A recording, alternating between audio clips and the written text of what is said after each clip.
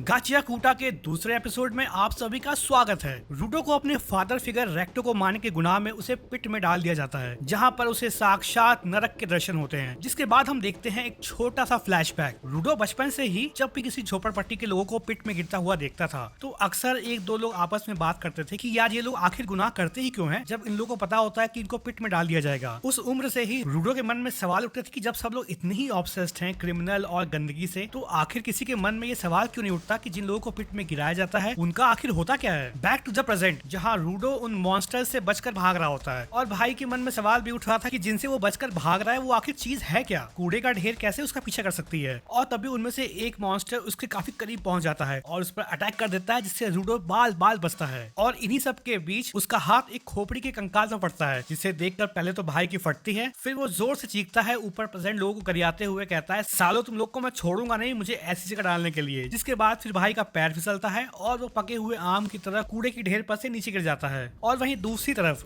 अब वो सारे मॉन्स्टर रुक गए थे। पिट की हवा इतनी गंदी या फिर पॉल्यूटेड थी, रूडो को लग रहा था कि अगर वो यहाँ कुछ देर और रुका और सांस ली तो मानो उसके लंग्स फट जाएंगे। इसलिए उसे लग रहा था कि उसे जल्द से जल्द यहाँ से निकलकर कोई सेफ जगह ढूंढनी होगी। पर उसे ये भी लग रहा था क्या इस पिट में कोई सेफ जगह है भी या नहीं। और फिर तभी हम देखते हैं रूडो खून की उल्टी करता है, जिससे कि वो सभी मॉन्स्टर फिर से एक्टिवेट हो जाते हैं और वो फिर दोबारा रूडो की तरफ बढ़ने लगते हैं। अब इस मूवमेंट पर रूडो हिल भी नहीं पा रहा था, पर तभी जैसे ही उसकी आंखों के सामने रेक्टो का मरा हुआ चेहरा फ्लैश होता है, ऐसा लगा कि मानो रूडो के अंदर दोबारा जान आ गई है। और वो खुद से कहता है कि वो यहाँ ऐसे नहीं मर सकता। उसे रेक्टो के हत्यारे से जिन लोगों ने मिलकर उसे रेक्टो के मर्डर में फंसाया है, उसके अलावा जिन लोगों ने उसे पिट में फेंक दिया, उस सब से उसे बदला लेना है। बस फिर क्या था, रूडो एक पाइप उठाता है और उसी के दम से वो एक मॉन्स्टर के अटैक को रोक देता है। ये बंदा डिसाइड कर चुका था कि अगर उसे उन सभी लोगों से बदला लेना है तो इसके लिए उसे सबसे पहले जिंदा रहना होगा। तभी हम देखते हैं एक आदमी कुछ दूर से अपने दूरबीन से रूडो और उन मॉन्स्टर की फाइट को ऑब्जर्व कर रहा था। एक तरफ पॉल्यूशन की वजह से रूडो के नाक और मुंह दोनों से खून निकल रहा था और उल्टा दूसरी तरफ भाई उन मॉन्स्टर पर बैक टू बैक अटैक किए जा रहा था। कुछ देर फाइट करने के बाद अब रूडो की हालत खराब हो चुकी थी, क्योंकि वो खून की उल्टी किए जा रहा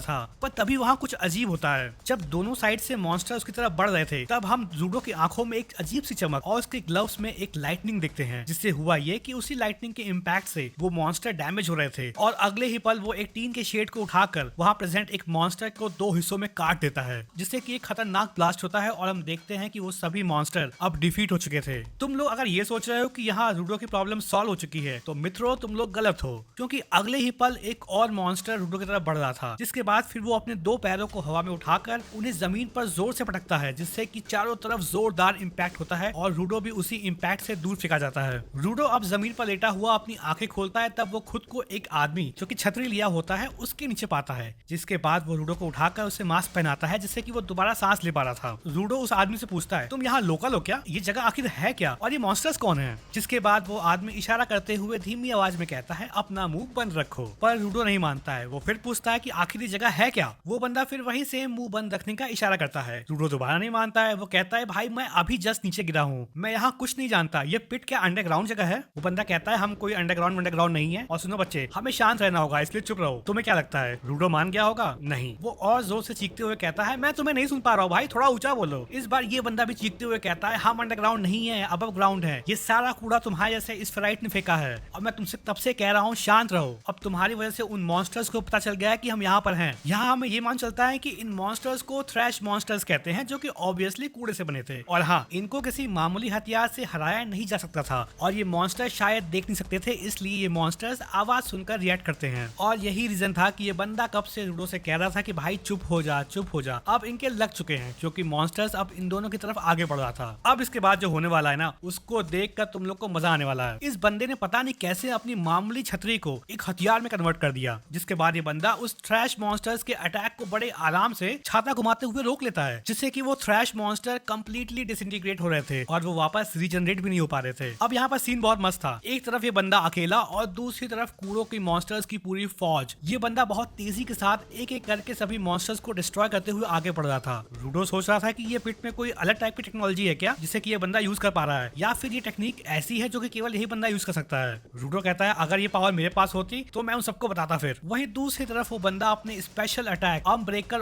ऑक्टा श्रेडर से एक ही झटके में आखिरी थ्रैश मॉन्स्टर्स को भी डिफीट कर देता है। ये सब होने के बाद वो अम्ब्रेला नॉर्मल शेप में वापस भी आ गया। रूडो कहता है आखिर तुम हो कौन। जिसके बाद वो बंदा अपना मास्क उतारता है और कहता है मेरा नाम इंजन है, मैं एक साधारण सा क्लीनर हूँ। इतना सुनते ही रूडो की आंखें ब्लैंक हो जाती है और वो जमीन पर ढेर हो जाता है। अब यहाँ पर हम फिर से एक फ्लैशबैक देखते हैं जहाँ पर छोटू सा रूडो भीग कर घर आता है क्योंकि कुछ बुलीज ने उसे खूब मारा था और फिर उसे पानी में ढकेल दिया था। उन लोगों ने ऐसा इसलिए किया क्योंकि रूडो ने उनसे कहा था कि हमारे आसपास के ऑब्जेक्ट्स जिंदा होते हैं। रेक्टो पर ये जानकर खुश था कि रूडो पिटने के बाद भी उन्हें वापस नहीं मारा। रूडो को ये बात रेक्टो नहीं बताई थी कि अगर तुम किसी ऑब्जेक्ट का ख्याल रखोगे तो समय के साथ उनमें सोल आ जाती है। रेक्टो रूडो से कहता है कि ये पुरानी कहावत है जिससे कि वो भी मानता है, जिस पर रूडो कहता है कि क्या इसका मतलब ये है कि ये टेबल, चेयर और यहाँ तक कि मेरे ग्लव्स में भी सोल है, जिस पर रेक्टो कहता है हाँ जरूर हो सकता है। बैक टू द प्रेजेंट जहाँ रूडो अब होश में आ चुका था और वो खुद को चेन में बंधा हुआ पाता है जिसके कि एक छोर को इंजन पकड़कर रूडो को घसीटता हुआ ले जा रहा था। ये देखते ही वो कहता है मुझे आजाद करो क्योंकि मुझे अभी तुरंत ऊपर जाना है, जिस पर इंजन कहता है वो तो पॉसिबल नहीं है, जिस जगह की तुम बात कर रहे हो उसे हम स्फीयर कहते हैं, तो आखिर तुम आसमान में जाओगे कैसे, जो कि अपनी जगह लगातार बदलती रहती है और उसके अलावा भी कई सारी चीजें हैं, तो कुल मिलाकर तुम्हारा ऊपर जाना अभी बिल्कुल पॉसिबल नहीं है। रूडो कहता है मुझे घंटा फर्क नहीं पड़ता, मैं वापस ऊपर जाकर ही रहूंगा चाहे तुम कुछ भी कहो। तुमने ये कहा कि ऊपर जाना अभी पॉसिबल नहीं है, इसका मतलब ये है कि तुम जरूर कुछ जानते हो, तुम्हें पता है कि ऊपर स्फीयर में कैसे जाना है। मुझे इस दुनिया के बारे में, उन मॉन्स्टर्स के बारे में और जो पावर तुमने यूज करी थी, मुझे सब कुछ जानना है। मैं उस पावर का यूज करके स्फीयर पर रह रहे बेवकूफों का तेल निकाल दूंगा। अब मैं तब तक चुप नहीं रहूंगा जब तक तुम मुझे सब कुछ बता नहीं देते। इंजन कहता है जो तुम्हारे मुंह में मोटर लगा है वो कभी बंद नहीं होता क्या? अगर तुम इतना ही डेस्परेट हो तो मैं तुम्हें सिखाऊंगा कि ये ग्राउंड किस तरह की जगह है। जिसके बाद इंजन उसे एक पेट्रोल पंप जैसी जगह ले जाता है और वहाँ पर उसे छोड़कर चला जाता है। तभी वहाँ रूडो को कुछ और लोग दिखते हैं जो कि मास्क लगाए हुए थे। जब रूडो को बताता है कि वो ऊपर इस स्फीयराइट से गिरा है तब वो सभी एकदम सरप्राइज थे क्योंकि शायद रूडो पहला बंदा था जो कि ऊपर से गिरने के बाद भी जिंदा बचा हुआ था। रूडो के लैंग्वेज को सुनकर वो समझ गए थे कि इस स्फीयराइट के लोग भी उन्हीं की भाषा बोलते हैं, जिस पर वो सभी बंदे रूडो को ऐसा बंधा हुआ देखकर उस पर तरस खाते हुए कहते हैं देखो तो तुम्हें लोगों ने कैसे बांध कर रखा है, रुको मैं तुम्हें खोल देता हूँ। ये सुनकर रूडो एकदम खुश था कि भाई कम से कम ये लोग इंजन से तो अच्छे हैं, पर अगले ही पल रूडो की गलत फहमी वो लोग दूर कर देते हैं और वो सभी रूडो को उठाकर एक ट्रक में और टाइट बांध देते हैं। उन लोगों की असली इंटेंशन अब सामने आएगी। वो लोग रूडो को बेचने ले जा रहे थे जिससे कि वो सभी मोटी रकम कमा सके।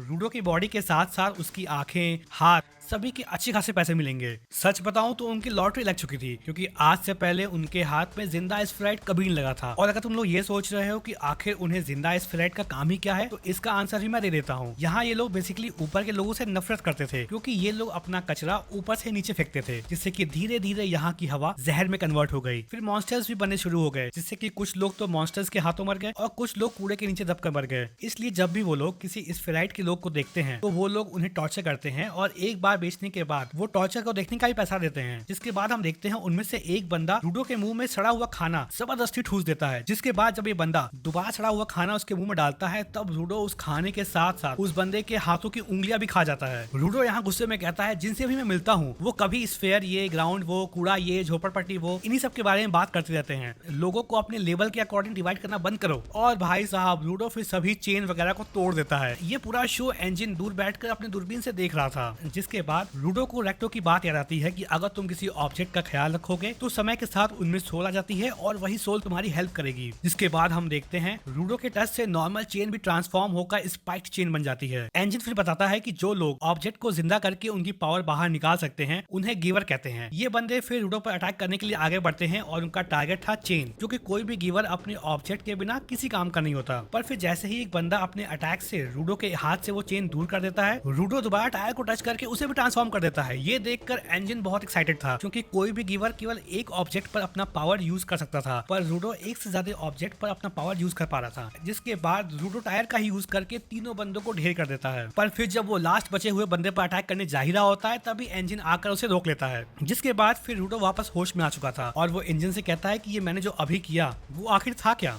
रूडो सोचता है कि जैसे ही उसने रेक्टो के कहे गए वर्ड्स को सोचा उसके ग्लव्स में कुछ अजीब सी पावर आ गई थी। रूडो का पावर यूज करने की वजह से उसके नाक से खून निकल रहा था। इंजन कहता है जो मैंने अभी किया उसके लिए सॉरी, मैं बस चेक करना चाह रहा था कि तुम्हारे अंदर जो पावर है वो सचमुच की है या नहीं। मैं तुम्हें इस वर्ल्ड और तुम्हारे पावर के बारे में सब कुछ बताऊंगा, पर इसके बदले में तुम्हें क्लीनर बनना पड़ेगा। हमारे क्लीनर्स के ग्रुप को ज्वाइन कर लो, हमें तुम्हारे जैसे ही स्ट्रॉन्ग लोग चाहिए। जिस पर रूडो मना कर देता है और यहीं पर एपिसोड खत्म। तो तुम लोगों को क्या लगता है कि रूडो क्लीनर की ग्रुप ज्वाइन करेगा या नहीं? और हाँ, अगर तुम लोग को वीडियो अच्छी लगी हो तो लाइक करो, शेयर करो, सब्सक्राइब करो।